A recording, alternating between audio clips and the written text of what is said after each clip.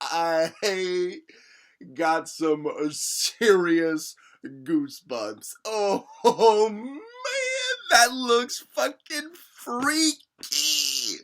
Yes. Oh God, I was worried about that, but ooh, it gave me the Ghiblis.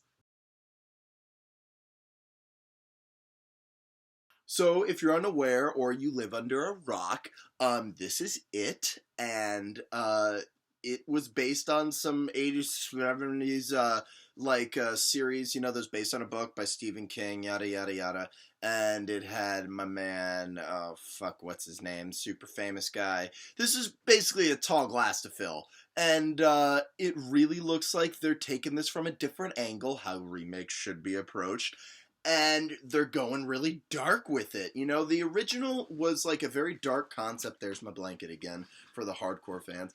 And this one was much darker than the original, at least, because it actually looks dark, and they're making the clown out to be a much more scary symbol, which I'm so for, because clowns are scary. They're fucking scary. That was scary. I'm sorry. Please don't go anywhere. Please. Please. Come down here. You'll float. You'll float. We all float. You'll float.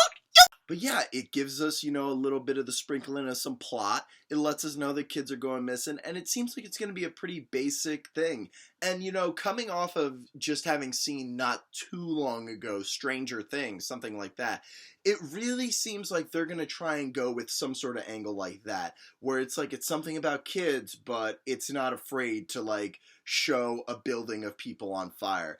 And one thing that this movie, it looks like it's going to play with, that I really love, is it's going to mess with not so much the dream state, but like just like making you question what is reality. Like really early in the trailer, the kid's running along, you know, following his boat in the water, and it's this great sequence, and it's beautiful. He knocks his head into, like, I don't know, some piece of wood, like a warning sign. And after that, he sees the clown. And that can imply that, is he actually seeing that? You know, is he a little... And is that really happening? And I really hope that that's something that they're going to play with in the movie, because I haven't seen the original series in a long time, but I feel like that was something that is sprinkled throughout and implied just a little bit. But this looks actually scary. Something that could have been, you know, your worst nightmare type of, what's it called, Freddy Krueger pun-filled bullshit express. This looks like they took this concept of the scary clown, and they're like really trying to get away from the original by making it really dark and really scary. And by golly, is it working? I'm scared poopless. Looks like they got some strong characters in there, and I don't know for sure, but I'm going to take a guess, and I'm going to say that that little kid in the beginning who we saw with his little boat, yeah, that little fucker dies. And this movie, if it's okay with killing kids, it's okay with me.